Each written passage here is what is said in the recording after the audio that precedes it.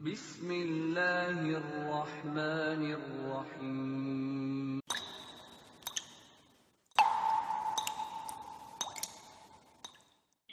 Saya menganjurkan, pertama, coba malam. Dan malam itu lebih menyentuh. Suasananya tidak seramai siang. Jadi kalau kita menunaikan sholat, bermohon dalam sujud, itu cepat sekali. Saya berikan rumus cepatnya. Satu, coba Ananda atau sahabat saya ini, saya mohonkan kepada Allah diberi kekuatan untuk bangun malam. Di malam hari, Anda bermohon kepada Allah. Cara memohonnya, satu, Anda bisa tunaikan, satu dalam sujud sholat tahajud. Ya. Isyarat ini ada di Quran surah ke-73, ayat yang ke-6, itu tentang sholat bangun malam ya. Kemudian, dalam sujudnya, itu ada di Quran surah ke-48, ayat 29.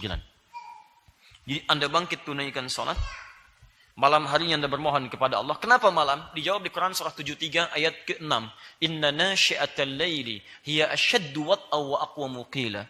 Sungguh kalau Anda bisa bangkit di malam hari, salat di malam hari, maka bangun malam itu asyaddu wat'a. Kalimat-kalimatnya lebih menyentuh kepada jiwa. Wa aqwamu qila, dan setiap perkataan yang kita keluarkan lebih kuat tertanam kepada jiwa. Di ketika antum bisa bangun malam, gak percaya silahkan. Bangun malam, tunaikan salat, berdoa. Itu akan lain dengan sifat siang. Ada kekuatan tersendiri. Lalu dalam sujud antum mohonkan. Apa dalilnya? Quran surah 48 ayat ke-29.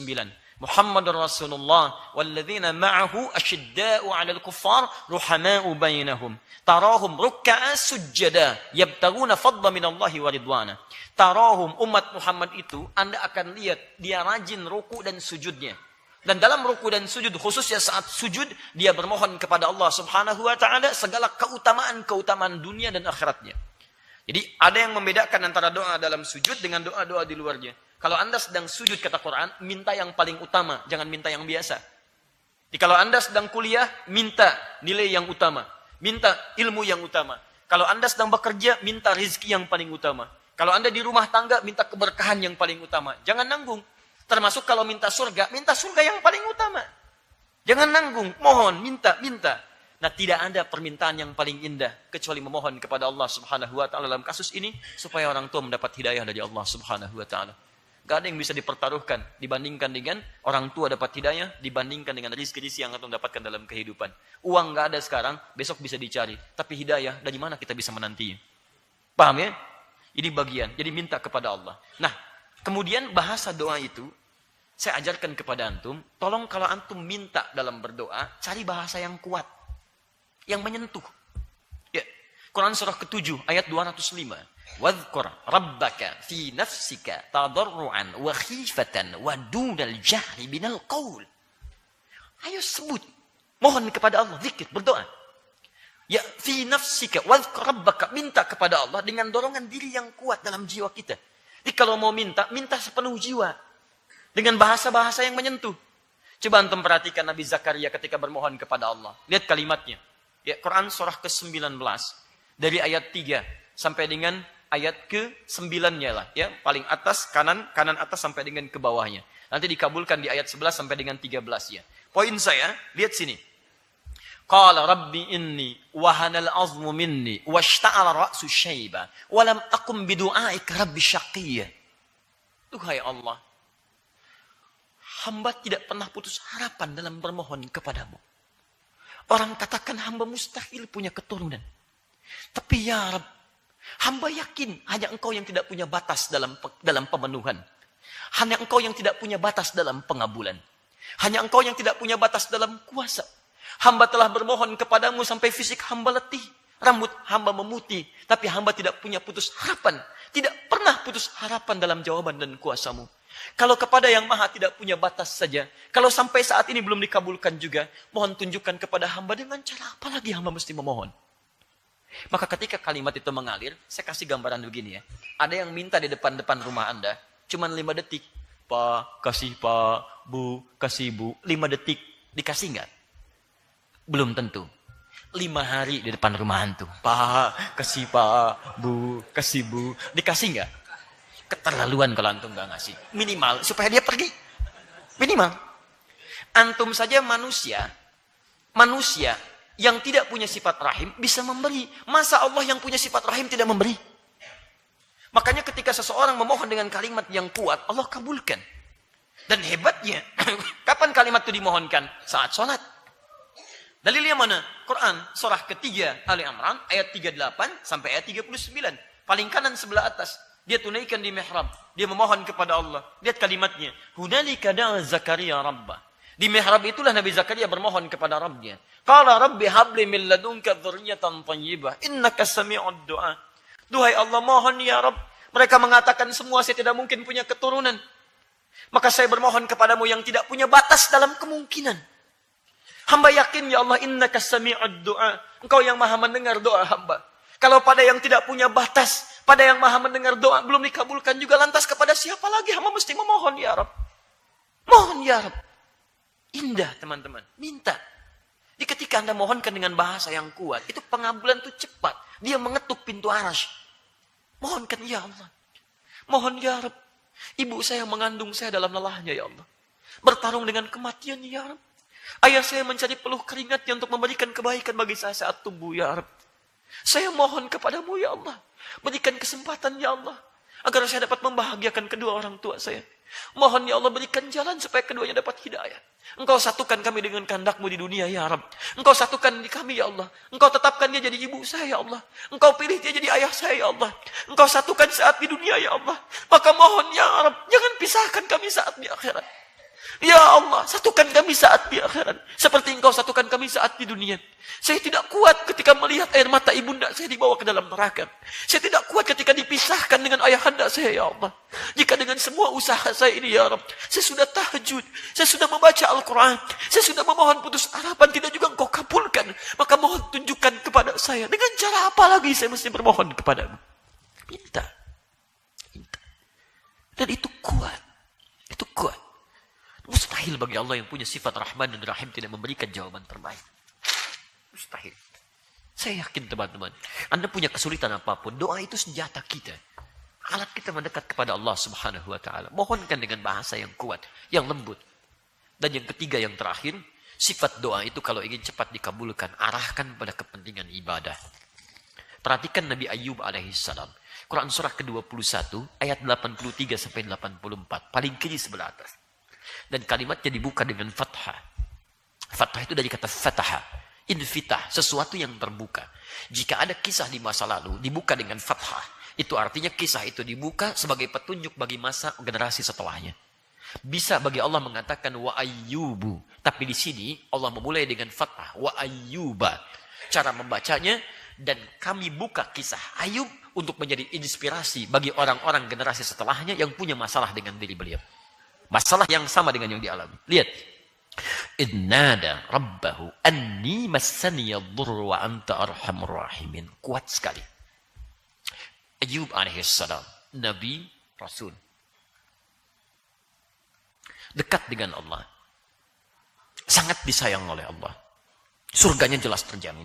Tapi status beliau sebagai Nabi, Rasul yang sangat disayang itu tidak menghentikan fitrah kehidupan untuk mendapatkan ujian. Nabi pun diuji.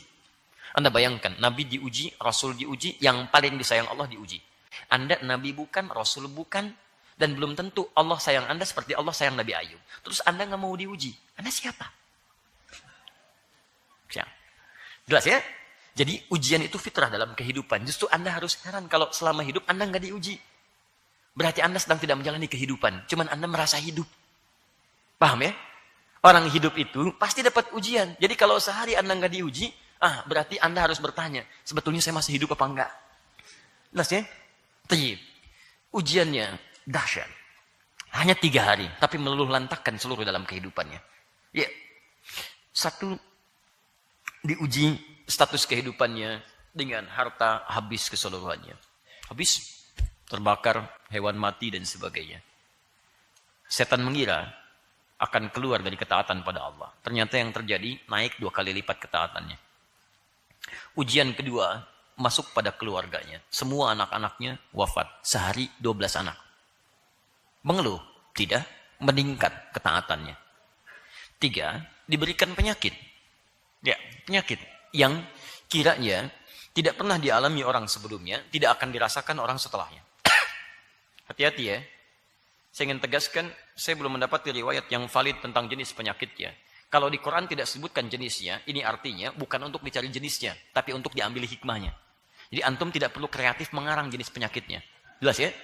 Nabi Ayub terkena penyakit kulit. Kena belatung. Belatungnya banyak lagi. Begitu mau sholat, dicopot dulu belatungnya. Sudah sholat, dipasang lagi. Nggak ada kerjaan. Nggak ada kerjaan. Jelas ya? Tapi penyakit ini tidak diderita orang sebelumnya, tidak akan dirasakan orang setelahnya. Poinnya adalah, lihat baik-baik. Beliau diuji dengan kesenangan, konon 20 tahun.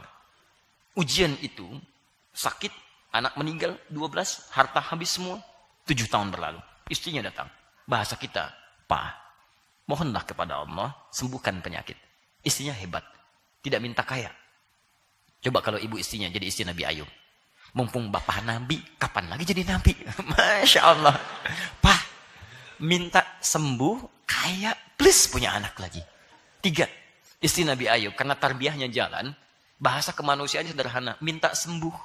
Minta sembuh. Apa jawab suaminya? Kata suaminya, berapa lama kita diuji kesenangan? 20 tahun. Berapa lama kita diuji dengan hal yang kita anggap kurang menyenangkan? 7 tahun.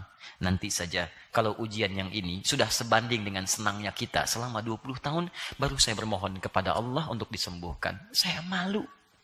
Baru 7 tahun sudah bermohon kepada Allah, malu, belum sebanding dengan kenikmatan yang pernah kita raih.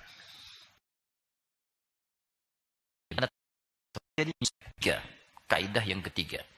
Begitu penyakit itu mulai mengganggu Nabi Ayub untuk menunaikan ibadah. Ini poinnya. Saat penyakit datang, ibadah ditunaikan nyaman, itu tidak ada masalah. Minta. Tapi ketika mulai mengganggu itu durun bahasa Arabnya. Durun, sudah ada gangguan fisik, sudah tak nyaman ibadah dan sebagainya. Maka mulailah bermohon kepada Allah. Ya, lihat kalimatnya. Idnada Rabbi anni masani yadhurru wa anta arhamur rahimin. Ya Allah, penyakit ini sudah mengganggu saya untuk bisa fokus beribadah kepadamu. Mengganggu kekhusyuan saya untuk beribadah kepadamu. Maka mohon ya Allah, hanya engkau yang paling sayang kepada saya. Sembuhkan saya ya Rabb, agar bisa nyaman lagi ibadah kepadamu. Kalau pada yang paling sayang saja kepada saya tidak menyembuhkan, lantas kepada siapa lagi saya mesti memohon? Anda tahu apa yang terjadi? Begitu beliau mohonkan dengan kalimat yang kuat, dengan bahasa menyentuh, dengan tujuan untuk ibadah, kalimatnya turun langsung. Ayat 84-nya. Fastajabna.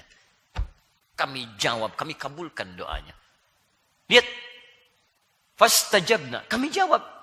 Kami sembuhkan kemudian. Penyakitnya, hebatnya, lihat kalimatnya. Ini yang paling indah.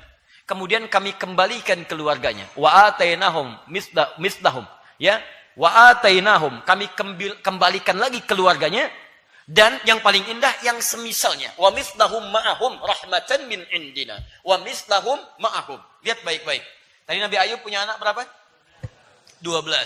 Begitu disembuhkan, mohon kepada Allah dengan tujuan ibadah, dengan bahasa yang menyentuh, turun jawaban. Kami sembuhkan penyakitnya. 1, sembuh. Ini poinnya.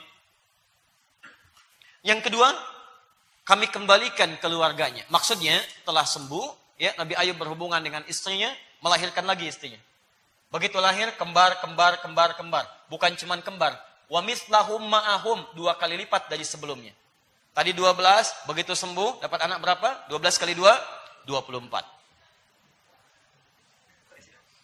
Kalau membahas orang dulu, jangan disamakan dengan orang sekarang. Oh, hati-hati, kalau sekarang, kalau enggak 2, 4. Orang dulu, 24. Ya.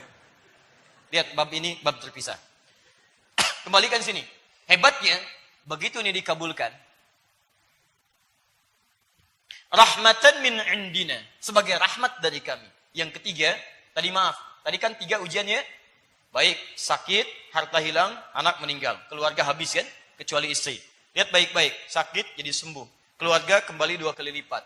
Yang paling menarik, yang tadinya beliau jatuh fakir, habis semua hartanya, karena saat hidupnya orang yang paling dermawan, yang paling baik dan sebagainya. Dan konon disebutkan di kampung beliau tinggal itu, orang-orangnya sangat begitu perhatian. Di antara perhatiannya, kalau ada orang sakit sembuh, dia datang membawa sesuatu untuk diberikan. Jadi begitu mendengar Nabi Ayub sembuh, orang sekampung datang bawa harta. Kasih lagi. Kaya 2 kali lipat dari sebelumnya. Masya Allah, 2 kali lipat. Perhatikan, pahala sabar, pahala qanaah, pahala istiqomah. Kalau ada yang begini, antum pun mau sakit itu. Ya. Cuman sayang kata Al-Quran, tidak akan pernah diderita orang sebelumnya, tidak dirasakan orang setelahnya. Tapi lihat bahasa Quran. Lihat baik. Wa dzikra lil abidin. Ujung ayatnya yang paling indah. Ayat 84-nya, ujung ayatnya, wa dzikra lil abidin. Kalimat ini kata para ulama tafsir, menjadi penerang bagi kita semua yang hidup masa setelah Ayub. Lihat bahasa Qurannya. Wa dzikra, dan kisah ini mesti menjadi pengingat lil abidin untuk hamba-hamba Allah yang saleh, yang punya masalah yang sama dengan Ayub dan mengamalkan apa yang dikerjakan oleh Ayub. Maka kami akan berikan yang serupa dengan Ayub. Pada penyakit yang sama saja, Allah akan berikan kesembuhan yang sama. Sedangkan penyakit ini tidak diderita orang setelahnya.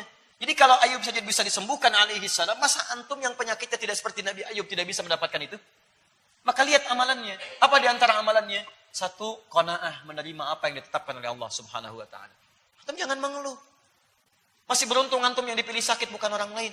Bukankah sakit bisa mengampuni dosa ketika antum beristighfar? Coba lihat, semakin kencang tinggi penyakit, semakin dekat antum dengan Allah. Dulu antum sebelum sakit jauh. Sakit kecil baru astagfirullah, sakit berat baru tahajud. Ayo silahkan, kemarin kemana aja? Sekarang tahajud, sekarang puasa, sekarang zikir, sekarang baca Quran. Kadang-kadang lewat penyakit, pahala Allah ingin berikan. Bukan karena sakitnya. Pahala antum yang belum dapat.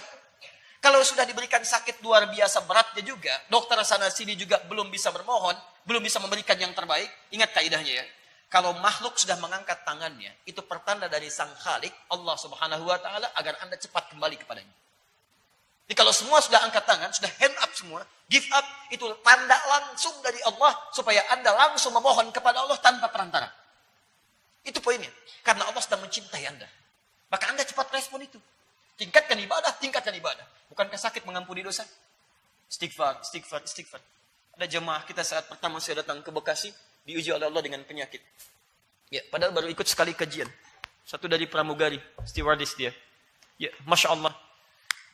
Satu kajian datang, sesi yang kedua beliau tidak ada. Kemudian saya menerangkan dalam kajian akhwat muslimat, di belakang ada yang terisak. Kenapa saya bilang? Teman kita Ustaz, masa kritis padahal baru ikut pengajian. Oh baik, Ustaz mohon doa. Insya Allah kita doakan. Kita lanjutkan dulu, nanti di akhir kita doakan. Kemudian mau berakhir, ada semakin kencang tangisan. Kenapa Ustaz? Kami dapat berita, kawan kami sudah dipanggil oleh Allah Subhanahu wa taala. Saya katakan inna lillahi wa inna ilaihi rajiun. Kemudian Masya Allah, Anda tahu apa yang terjadi? Itu Kamis malam Jumat. Malam Jumatnya saya datang ke rumahnya. Masya Allah, begitu datang kami takziah, luar biasa. Belasan atau mungkin puluhan tahun dia berkarir dalam kehidupannya, yang datang cuma bunganya. Tapi dia sekali ikut taklim, yang datang jemaah pengajiannya. Datang, suaminya ikut datang, istrinya ikut datang. Masya Allah, luar biasa. Saya bilang betapa beruntung perempuan ini. Begitu dia mau kembali kepada masanya, kita nggak bisa nolak ajal. Ajal itu nggak akan bisa dipilih kapan Anda perginya. Kapan Anda kembalinya, bisa dengan cara apapun. Tapi Allah berikan jalan terbaik untuk perempuan ini pulang. Apa yang terjadi? Allah berikan sakit, dan Allah isolasi di rumah sakit, supaya disitulah dia mendekat kepada Allah Subhanahu wa ta'ala. Dalam bahasa manusia, tidak sembuh. Dalam bahasa nilai keimanan kita, dijaga oleh Allah. Supaya tidak balik lagi mendengar yang haram lagi. Melihat yang salah lagi. Mengatakan yang tidak baik lagi. Bergaul dengan orang-orang yang tidak baik lagi. Ditutup di situ sampai wafatnya kepada Allah Subhanahu wa ta'ala. Saya katakan betapa beruntung ketika pulang, dia sudah diampuni dari dosa-dosanya, insya Allah, dan dijaga tidak berbuat maksiat lagi. Pertanyaannya, maaf, kita bagaimana cara kembalinya? Tum tahu apa yang terjadi? Ini meninggal tempatnya di sini. Ya, saya katakan, malaikat maut datang menjemput nyawanya. Saya tidak tahu malam ini, malaikat mau kemana. Tiba-tiba apa yang terjadi? Besoknya, ini tempat kami tinggal, malaikat maut cuman lompat sekompleks ini. Ini yang meninggal. Ini ibu-ibu, ini seorang bapak. Aktif di perusahaan, macam-macam dan sebagainya. Qadarullah meninggal. Meninggalnya pun bagus, Masya Allah. Dan ketika meninggal, keaktifannya di perusahaan hanya meninggalkan karangan bunga. Yang paling hebat, yang datang siapa? Orang-orang masjid dan mengatakan, Ustaz, tahukah Ustaz kalau itu pejuang subuh? Datang subuh, Masya Allah. Antum, bagaimana cara kembalinya? Karena kita tidak bisa memilih. Antum bisa pulang duluan, saya bisa belakangan. Atau dibalik, saya belakangan, antum duluan. Bisa terjadi. Ya. Antum katakan, sama aja Ustaz, boleh, ya. Saya duluan setelah antum, gak ada masalah. Ya.